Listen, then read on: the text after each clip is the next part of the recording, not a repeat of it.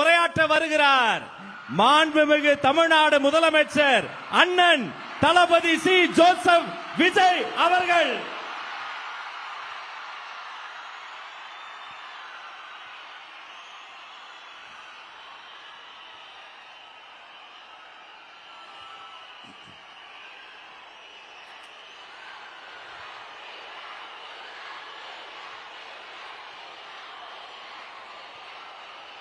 என் நெஞ்சில் குடியிருக்கும்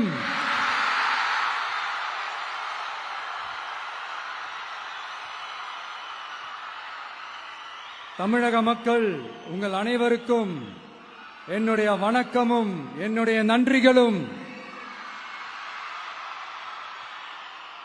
குறிப்பா திருச்சி கிழக்கு தொகுதி மக்கள் உங்கள் அனைவருக்கும் என்னுடைய ஸ்பெஷல் வணக்கமும் ஸ்பெஷல் நன்றிகளும். இதை நான் ஏன் இப்படி சொல்றேன்னா, என்னை இப்போ பெரம்பூர் தொகுதி எம்எல்ஏன்னு தான் சொல்லுவாங்க. பட் ஆனால் அது எலெக்ஷன் கமிஷனோட அந்த சட்ட விதிகளுக்கு மட்டும்தான் அப்படி. ஆனால் என்னை பொறுத்த வரைக்கும், தமிழ்நாட்டை பொறுத்த வரைக்கும், தமிழ்நாட்டுக்கு எப்படி திருச்சி ஒரு இதயம் மாறியோ,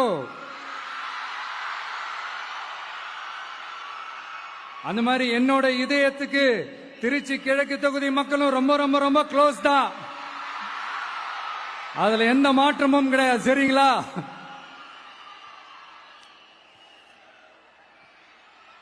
ஆட்சிக்கு சில வாரங்கள் கூட ஆகல. 6 மாசம் அமைதியா இருப்போம்னு சொன்னவங்களாம் 6 நாள் கூட அமைதியா இருக்க முடியல. ஆட்சிக்கு அரை மணி நேரத்திலே ஆரம்பிச்சிட்டாங்க. பாவம், ஒரு கல்யாண வீட்டுல எல்லாம் போய் புலம்பிட்டு இருக்காங்க. நான் சொன்னதெல்லாம் நடக்குதா?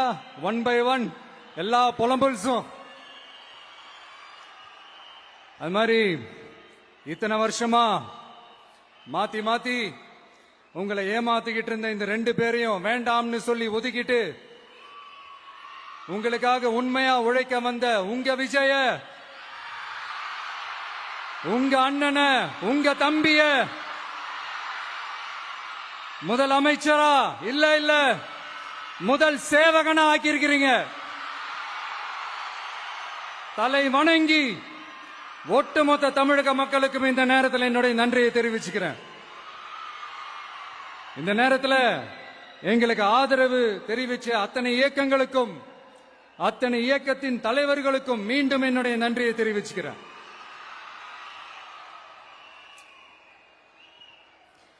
புரட்சி தலைவர் எம்ஜிஆர் அவர்களுடைய முதல் தேர்தலில் கூட இந்த அளவுக்கு ஒரு ஓட் பர்சன்டேஜ் வாங்கல அப்படின்ட்டு நிறைய பேர் சொன்னாங்க.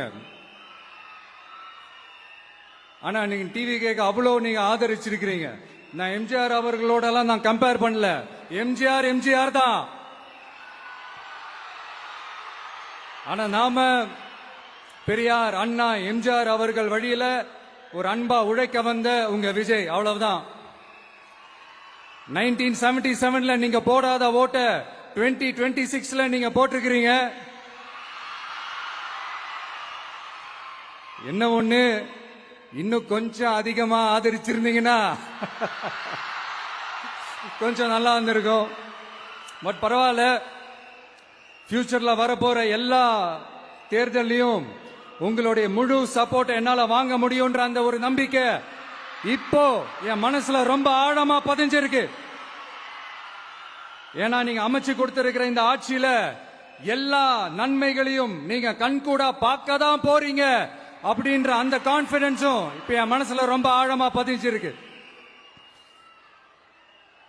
யார் எந்த நிலைமைக்கு எந்த பொசிஷன்ல போனாலும் இந்த கிண்டலும் கேலியுமா பேசுறது இருக்கத்தானே செய்யும். நம்மளை பத்தி, நம்ம அரசியலை பத்தி, நம்ம பேச்சை பத்தி இந்த கிண்டலும் கிள்ளியமா பேசிட்டு தானே இருப்பாங்க. அவங்க எல்லாருக்குமே என் சைட்ல இருந்து ஒரே ஒரு ரிக்வெஸ்ட், தயவு செஞ்சு நிப்பாட்டிடாதீங்க. தயவு செஞ்சு கண்டினியூ பண்ணுங்க. நீங்க தான் என்னோட எனர்ஜி ஃபோர்ஸ். நீங்க பேசிக்கிட்டே இருங்க, பேசிக்கிட்டே இருங்க, பேசிக்கிட்டே இருங்க. நான் மக்களுக்கு தேவையான நல்லதை செஞ்சுக்கிட்டே இருக்கேன், செஞ்சுக்கிட்டே இருக்கேன், செஞ்சுக்கிட்டே இருப்பேன். அடுத்து இப்ப நம்ம புதுசா அந்த சூட்லாம் போட்டு வரோம்ல, அதை பத்தி கூட நிறைய பேரு, ஏன் நாமெல்லாம் கோட் சூட்லாம் போடக்கூடாதா? அதிகாரம் செய்யறவங்களும் ஆதிக்க சக்திகளும் மட்டும்தான் கோட் சூட்லாம் போடணுமா என்ன? அப்பெல்லாம் எதுவுமே கிடையாது. நான் என்ன கலர் கலராவா போட்டு வரேன்? ரெண்டே கலர், நம்ம எல்லாரும் மனசு மாதிரியே பிளாக் அண்ட் ஒயிட். எல்லாத்திலும் பிளாக் அண்ட் ஒயிட்டா இந்த விஜய் இருப்பான் அப்படின்னு காட்டுறதுக்கு தான் அந்த கலர். அடுத்து அந்த பிளாக் கூட யாரை குறிக்கும் எதை குறிக்கும்ன்றது நான் சொல்லிதான் தெரியணும்னு அவசியம் இல்லை, அது உங்களுக்கே நல்லா தெரியும். எல்லாத்துக்கும் இப்படி வழக்கம் சொல்லிக்கிட்டு நச நசன் பேசுற டைப்பும் நம்ம கிடையாது. உங்களுக்கே தெரியும், அதிகபட்சமா எல்லா மீட்டிங்லும் 20 நிமிஷம்குள்ளதான் நான் பேசியிருக்கிறேன். அதனால இப்ப மக்கள் என்கிட்ட என்ன சொல்றாங்க அப்படின்னா, இந்தப்பா விஜய், நீ எங்களுக்காக உழைக்கிறதுக்காக வந்திருக்கிற, அந்த வேலையை மட்டும் பாரு, உன்னை பத்தி பேசுறவங்கள நாங்க பாத்துக்கிறோம் அப்படின்னு சொல்லிட்டாங்க. சரி, ஆனது ஆச்சு. இப்ப என்ன, உனக்கு எதிரிகளே இல்லையா அப்படின்லாம் கேட்டா, அப்படிலாம் நான் சொல்ல மாட்டேன். அப்படிலாம் நான் நினைக்கவும் மாட்டேன், அப்படி நினைக்கவும் கூடாது.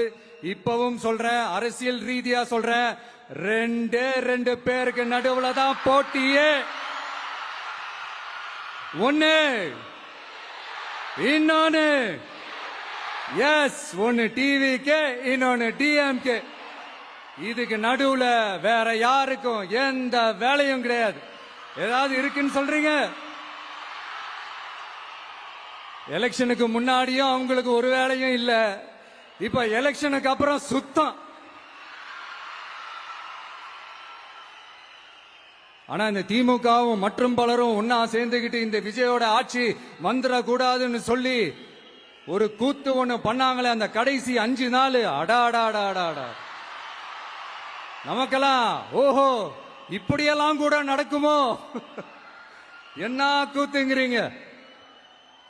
ஆனா ஃபியூச்சர் என்னவா இருக்கும்ன்றதை மட்டும் இப்ப நான் சொல்றேன். உங்களுக்காக உண்மையா உழைக்க வந்த இந்த விஜயா, இல்ல இந்த விஜயோட ஆட்சி அமைஞ்சிட கூடாதுன்னு தடுக்க நினைச்ச ஸ்டாலின் சாரா, அவ்வளவுதான்.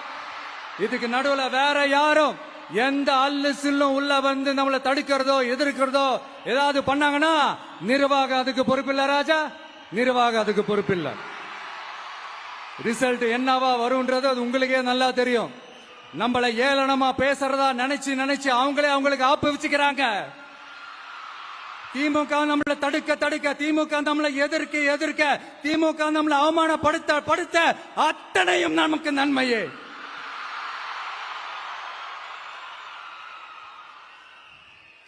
ஒன்னு கவனிச்சிங்களா மக்களே, நம்ம ஆட்சிக்கு வந்ததுக்கு அப்புறம் ஒரு விஷயம் ஒண்ணு நடந்துகிட்டு இருக்கு.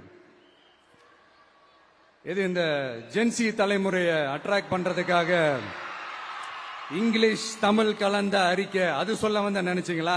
அந்த காமெடி எல்லாம் கிடையாது. அடுத்து இந்த ரியாலிட்டியை மறந்துட்டு இந்த ரீல்ஸ் போடுறது, அது சொல்ல வந்தீங்களா? அந்த காமெடியும் கிடையாது. இது சீரியஸா ஒரு விஷயம் நடந்துகிட்டு இருக்கு. முன்னெல்லாம் சட்டசபையில யார் பேசினா நமக்கு என்ன, யார் அடிச்சுக்கிட்டா நமக்கு என்னன்னு இருந்த கூட்டம்லாம் இப்ப சட்டசபையில என்ன நடக்குது, என்ன பேசிக்கிறாங்கன்றது ரொம்ப உன்னிப்பா கவனிக்கிறாங்க. கவனிச்சிங்களா? திமுக ஸ்டைலே சொல்லணும்னா ரீல்ஸ் போட்ட கூட்டம்லாம் இப்ப நியூஸ் பார்த்துக்கிட்டு இருக்கிறாங்க. அதுல நமக்கு சந்தோஷம் தான், பெருமை தான். நம்மளுடைய யங்ஸ்டர்ஸ், நம்ம பெண்கள் எல்லாம் அந்த அரசியல் என்னன்னு தெரிஞ்சுக்கணும், அந்த அரசியல் என்னன்னு புரிஞ்சுக்கணும்னு அப்படி ஒரு விழிப்புணர்வு ஏற்பட்டிருக்கு. அதுல எங்களுக்கு சந்தோஷம் தான். இதெல்லாம் யாரால நடந்திருக்கின்றது நான் சொல்லிதான் உங்களுக்கு தெரியணும்னு அவசியம் இல்ல, அது உங்களுக்கே நல்லா தெரியும். இப்படிப்பட்ட நம்ம தெய்வங்களை, இப்படிப்பட்ட நம்ம மக்களை தற்குறின்றது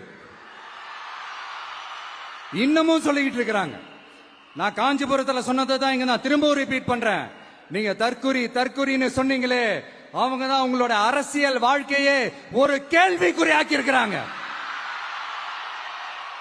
கேள்விக்குறி ஆக்கிட்டாங்க, இன்னமும் ஆக்க போறாங்க. அன்னைக்கு நான் சொன்னப்போ சிரிச்சவங்க எல்லாம் இன்னைக்கு என்ன பண்ண போறாங்களோ? உண்மையை சொன்னாதான் அந்த கூட்டத்துக்கு கசக்குமே. உண்மையிலே நீங்க மக்கள் மனசை புரிஞ்சு வச்சிருந்தீங்கன்னா நீங்க இப்படி மக்களை தப்பாவே பேசியிருக்க மாட்டீங்க. அது என்ன, அப்புறம் அரசியல் புரிதல் இல்லாம மக்கள் நமக்கு ஓட்டு போட்டுட்டாங்களாம். இந்த கவர்ச்சியில மயங்கி மக்கள் நமக்கு ஓட்டு போட்டுட்டாங்களா? நான் என்ன, சரி விடுங்க.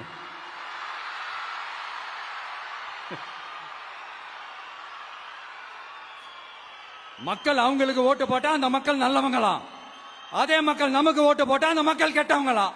தற்குறியா? இதே மக்கள் தான் இத்தனை வருஷமா உங்களுக்கு ஓட்டு போட்டுட்டு இருந்தாங்க.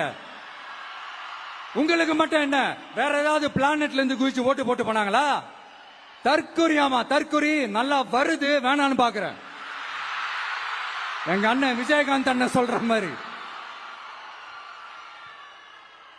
அண்ணா அவர்கள் ஆரம்பிச்ச கட்சிய ஒரு அடிமை கூடாரமா ஆக்குனது யாருங்க சார்?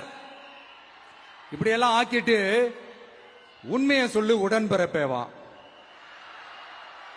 உங்களோட அந்த உண்மையான உடன்பிறப்புக்கெல்லாம் என்ன சொல்றாங்க தெரியுமா சார்? திமுக இப்படி ஆனதுக்கு காரணம், அந்த காரணத்தை வெளியில எல்லாம் போய் தேடாதீங்க, உங்க குடும்பத்துக்குள்ளேயே கேளுங்கிறாங்க. உங்களுக்காக மாடா உழைச்சி தேஞ்சு போய் கிடக்கிறோம்.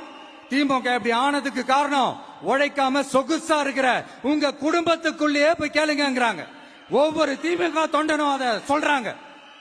அதை புரிஞ்சுக்காம நம்மளையும் நம்ம மக்களையும் தப்பா பேசிக்கிட்டு, நீங்க மக்களை தப்பா பேசுனீங்கன்னா இந்த விஜய் வந்து கேள்வி கேட்பான், சும்மா இருக்க மாட்டான். இந்த விஜயும் தமிழ்நாட்டு மக்களும் வேறு வேறு இல்லை. இந்த விஜய் தான் தமிழ்நாட்டு மக்களோட ஒரு உண்மையான ஒரே பிரதிநிதி. இது இன்னைக்கும் சரி, நாளைக்கும் சரி, நாளன்னைக்கும் சரி, இதுதான் நிஜம். மறுபடியும் சொல்றேன், நமக்கும் மக்களுக்கும் இடையே இருக்கிற இந்த பூர்வ ஜென்ம பந்தத்தை, அந்த உறவை ஏதோ இந்த சதிகள் சூழ்ச்சிகள் பண்ணி யாராலையும் எதுவும் கெடுக்கவே முடியாது. கெடுக்க ட்ரை பண்ணீங்க நம்ம ஆட்சிக்கெல்லாம் வரதுக்கு முன்னாடி. என்ன சதிகள், என்ன சூழ்ச்சிகள், என்னென்னலாம் பண்ணி எப்படி எப்படியெல்லாம் தடுத்துடலான்னு. ஆனா இப்ப ஆட்சிக்கு வந்த இந்த சாமானிய மக்கள் ஆட்சிய நீங்க இந்த எதிர்கட்சியா இருக்கும் போது ஒண்ணு யூஸ் பண்ணுவீங்கல்ல, இந்த பழைய டெக்னிக், அதெல்லாம் யூஸ் பண்ணி நம்மளையும் மக்களையும் பிரிச்சலாம்னு நினைச்சீங்கன்னா அது ஒரு காலம் நடக்காது. மக்கள்லாம் ரொம்ப தெளிவாயிட்டாங்க சார், ரொம்ப தெளிவாயிட்டாங்க. அதனால ஒரு ஆக்கப்பூர்வமான ஒரு எதிர்கட்சியா செயல்பட்டு மக்கள் மனசை வெல்ல பாருங்க. இந்த கடைசி லாஸ்ட் 1 மந்தா நடந்த ஒரு சில விஷயங்கள் உங்ககிட்ட நான் ஷேர் பண்ணணும்னு ஆசைப்படுறேன். இந்த 200 யூனிட் மின்சாரம், கட்டணமில்லா மின்சாரம் அறிவிச்சோம். அதுல ஆல்ரெடி இருந்த 100 யூனிட் திமுக கொடுத்தது கிடையாது. மேடம் ஜெயலலிதா மேடம் இருந்தப்போ செஞ்சுட்டு போனது. ஸ்டாலின் சார் பதவி போன அந்த கடுப்புல அறிக்கையா விட்டு தள்ளிக்கிட்டு இருக்கிறாரு. என்ன பண்ணீங்க உங்களுடைய ஆட்சியில? மக்கள் பணத்தை, டாஸ்மாக்ல இருந்து அடிச்ச அந்த பணத்தை, ஊழல் செஞ்ச அந்த ஃபைல க்ளோஸ் பண்றதுக்கு அலையா அலைஞ்சிங்க. ஆனா இந்த விஜய் மக்களுக்கு தொந்தரவா இருக்கிற அதே டாஸ்மாக க்ளோஸ் பண்ணா. விவசாயிகளோட அந்த கடனை தள்ளுபடி மேக்சிமம் இந்த 1 மந்த்ல என்ன செய்ய முடியுமோ அத செஞ்சான். நீங்க தான் அந்த நிதி சம்பந்தமா இருக்கிற எல்லா கேட்டையும் லாக் பண்ணி வச்சுட்டு போயிருக்கிறீங்க. அதை சரி செய்ய வேணாமா? அதை ஒழுங்குபடுத்த வேணாமா? அதனால மறுபடியும் சொல்றேன், இந்த விஜய் பொய் சொல்லி ஏமாத்துறதுக்காக அரசியலுக்கு வரல. உங்க கூடவே நிக்கிறதுக்காக மட்டும்தான் அரசியலுக்கு வந்திருக்கிறேன். அதுல எந்த மாற்று கருத்துமே கிடையாது. கவலையப்படாதீங்க விவசாய பெருமக்களே. அடுத்து இந்த சட்டம் ஒழுங்கு, அது சரியில்லை இது சரியில்லைன்னு சொல்லி திமுகவும் மற்றும் பலரும் மாறி மாறி கூவுறீங்க. நான் ஒண்ணு கேட்கிறேன், இந்த மாடல் அரசுன்னு சொல்றீங்களே, அதுல என்ன செஞ்சு வச்சுட்டு போயிருக்கீங்க? ஒரு ஊரு விடாம, ஒரு தெரு விடாம போதை பொருள் கலாச்சாரம் அப்படியே ஸ்ப்ரெட் ஆகி கொட்டி கிடக்குது. அது அப்பவே இனிஷியல் ஸ்டேஜ் அதை நீங்க கண்ட்ரோல் பண்ணிருந்தீங்கன்னா இத்தனை பெண்களை இழக்க வேண்டிய ஒரு சூழ்நிலை ஏற்பட்டிருக்குமா? எல்லாத்தையும் பண்ணிட்டு பழிய தூக்கி ஏன் மேல போடுறாங்க. நீங்க என்ன பழி நம்ம மேல போட்டாலும் மக்கள் நிம்மதியா வாழக்கூடிய அந்த செயலை கண்டிப்பா இந்த விஜய் செஞ்சுதான் காட்டுவான். அதுக்காக தான் எஃபிஷியன்டான போலீஸ் ஆபீசர்ஸ் நான் அப்பாயிண்ட் பண்ணியிருக்கிறேன். எஃபிஷியன்டான அந்த போலீஸ் ஆபீசர்ஸ் டீம் நான் அப்பாயிண்ட் பண்ணியிருக்கிறேன். பெண்கள் பாதுகாப்பான அந்த சிங்க பெண் காவல் படை நெக்ஸ்ட் வீக் அதை இனாகரேட் பண்ண போறோம். தப்பு செஞ்சவங்களுக்கான தண்டனை, அதுக்கான சார்ஜ் ஷீட் எல்லாமே ரொம்ப ஃபாஸ்டா ரொம்ப ஸ்பீடா செய்யறதுக்கான அந்த வேலையை செய்ய சொல்லி இருக்கிறோம். கோர்ட்ல கூட தப்பு செஞ்சவங்களுக்கான அந்த கடுமையான தண்டனை வாங்கி கொடுக்கறதுக்கான அந்த வேலையையும் ரொம்ப சீக்கிரமா செய்ய சொல்லி இருக்கிறோம். அதனால நீங்க என்ன பழி நம்ம மேல போட்டாலும் உண்மையா உறுதியா மக்களுக்கு தேவையான எல்லா விஷயங்களையும் இந்த விஜய் செஞ்சு தான் காட்டுவான். இப்படி எல்லாம் நம்ம சொல்றதுனால இவங்க என்ன சொல்லுவாங்க தெரியுமா? அவங்க தான் ஆட்சியிலே இல்லையே, அப்புறம் ஏங்க அவங்கள குறை சொல்றீங்க அப்படின்னு கேட்பாங்க. வேர்ல வெந்நிய ஊத்திட்டு போனவங்கள வெளிச்சம் போட்டு காட்டாம பின்ன வேற என்ன சொல்லுவாங்க? இதெல்லாம் மக்கள் கிட்ட நம்ம தெளிவா எடுத்து சொல்லணும் இல்லையா? அதுக்காக தான் இதெல்லாம் சொல்லிட்டு இருக்கிறேன். நம்ம மக்களுக்காக இவ்வளவு வேலை பார்க்கிறோம், ஆனா இவங்க அதையெல்லாம் விட்டுட்டு குதிரை பேரம் பண்றாரு, அது பண்றாரு, இது பண்றாருன்னு சொல்லிட்டு தப்பு தப்பா கதையெல்லாம் அடிச்சு விட்டுக்கிட்டு இந்த தீய சக்தியும் தீந்து போன சக்தியும் அதாங்க திமுகவும் மற்றும் பலரும் ஒன்னா சேர்ந்துகிட்டு திருட்டுத்தனமா யாருக்கும் தெரியாம ஒரு ஓரமா மூலையில உட்கார்ந்துட்டு பேரம் பேசி கூட்டு சேர்ந்து ஆட்சி அமைச்சு கொள்ளையடிக்க திட்டம் போட்டாங்க. அது ஏன் தெரியுமா? உங்களோட இந்த டிவிக்கு ஆட்சி அமைஞ்சா அவங்க பொழப்பே போயிடும். அந்த கொள்ளையடிக்கிறது, லஞ்சம், ஊழல் எல்லாமே கத்தம் கத்தம். அதான் இந்த காரணம்.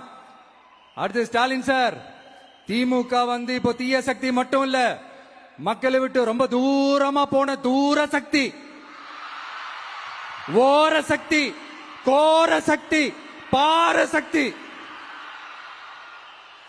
நீங்க எப்போ இந்த தீந்து போன சக்தியோட நீங்க கூட்டு சேர்ந்துகிட்டு ஆட்சி அமைக்கணும்னு நினைச்சீங்களோ அப்பவே இந்த திமுக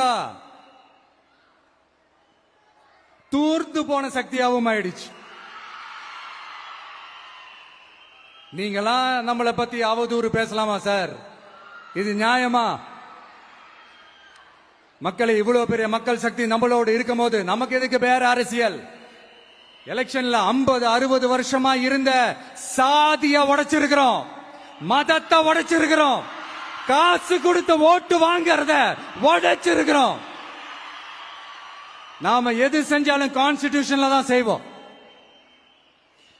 நாம சிங்கிள் மெஜாரிட்டி வாங்கி இருந்தாலும் நம்மள நம்பி முறையா கூட்டணியில கட்சியில ஆதரிக்க வர்றவங்களை அரவணைச்சு தான் இருப்போம். நான் இப்பவும் மீண்டும் டிக்ளேர் பண்றேன், டிவிகே ஆட்சி எந்த பாகுபாடும் இல்லாம எல்லாருக்குமான ஒரு ஆட்சியா தான் இருக்கும். அதுல எந்த மாற்றமும் கிடையாது. ஸ்டாலின் சார் மாதிரி ஊசலாட்டம் இருக்கவே இருக்காது. மதச்சார்பற்ற கொள்கையில சமரசமே இல்லை. மாநில உரிமைகள்ல விட்டு கொடுக்கவே மாட்டோம். நதி நீர் உரிமைகளை விட்டு கொடுக்கவே மாட்டோம். சமூக நீதி, சம நீதிய, சமத்துவ நீதிய ஒரு நாளும் விட்டு கொடுக்கவே மாட்டோம். அதனால திருச்சி கிழக்கு தொகுதி மக்களே, தமிழ்நாட்டில் இருக்கிற 234 தொகுதியும் நம்ம தொகுதி தான். அதுல எந்த கட்சி ஜெயிச்சிருந்தாலும் அது நம்ம தொகுதி தான். பெரம்பூரா இருக்கட்டும், திருச்சி கிழக்கா இருக்கட்டும், எனக்கு 2 கண்கள் மாதிரி. அதுலயும் திருச்சி கிழக்கு என் செல்லப்புள்ள மாதிரி. அதனால வரப்போற இடைத்தேர்தல்ல உங்க வீட்டில் இருக்கிற ஒருத்தரை, உங்கள ஒருத்தரை தான் வேட்பாளரா நிக்க வைக்க போறோம். நீங்க எப்படி இந்த விஜய்க்கு ஆதரவு கொடுத்து ஓட்டு போட்டு ஜெயிக்க வச்சீங்களோ அதே மாதிரி வரப்போற இடைத்தேர்தல்ல உங்களுடைய அந்த வேட்பாளரையும் ஜெயிக்க வைப்பீங்கன்ற அந்த ஒரு நம்பிக்கை நான் முழுமையா தான் நம்புறேன். உங்களுக்காக உழைக்க வந்திருக்கிறேன். உங்களுக்காக எல்லா விஷயத்தையும் நான் பார்த்து பார்த்து செய்வேன். ஊழல் இல்லாத, லஞ்சம் இல்லாத ஒரு ஆட்சியை நான் கொடுப்பேன். I understand. ஒரே நாள் அது நடக்காததான், மேஜிக் இல்ல, பட் ஒரு நாள் அதை நான் நடக்க வைப்பேன். எனக்கு இப்ப வேற எந்த வேலையும் இல்ல உங்களுக்காக உழைக்கிறத தவிர. என் கடன் இனி என் மக்களுக்கு பணி செய்து கிடைப்பதே. மீண்டும் என்னை ஜெயிக்க வச்ச தமிழக மக்களுக்கும் திருச்சி கிழக்கு தொகுதி மக்களுக்கும் மீண்டும் என்னுடைய நன்றியை தெரிவிச்சுக்கிட்டு கான்பிடென்டா இருங்க, நல்லதே நடக்கும், வெற்றி நிச்சயம். மீண்டும் சந்திக்கும் வரை நன்றி, வணக்கம்.